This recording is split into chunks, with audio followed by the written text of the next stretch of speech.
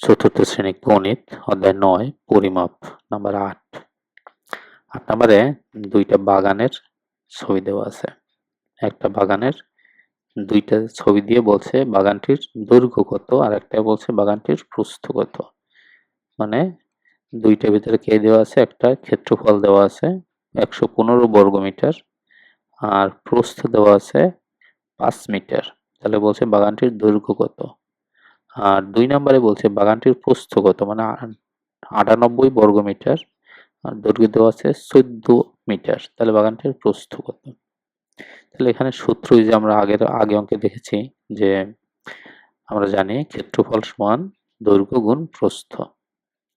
এই দৈর্ঘ্য আর প্রস্থ থেকেই এখন আমরা যেহেতু 1 নম্বরটা যদি আমরা করি, 1 নম্বরটাই করি যদি আমরা, তো বলছে বাগানের দৈর্ঘ্য কত, যেখানে দেওয়া আছে ক্ষেত্রফল 115 আর প্রস্থ আছে 5 মিটার।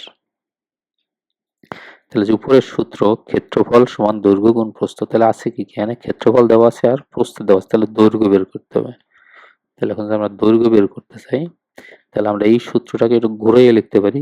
দৈর্ঘ্য সমান সমান ক্ষেত্রফল ভাগ প্রস্থ লেখা যায়, ঠিক আছে। তাহলে এখন দৈর্ঘ্য সমান সমান ক্ষেত্রফল ভাগ প্রস্থ সমান 115 ভাগ 5 সমান 23 মিটার।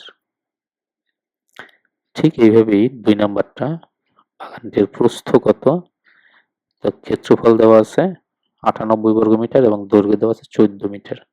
তাহলে ঠিকই আগের সূত্রের মতোই, যেহেতু দৈর্ঘ্য আছে তাহলে আমরা এই ক্ষেত্রফল সমান সমান দৈর্ঘ্য গুণ প্রস্থ, এখান থেকে আমরা কি নেব,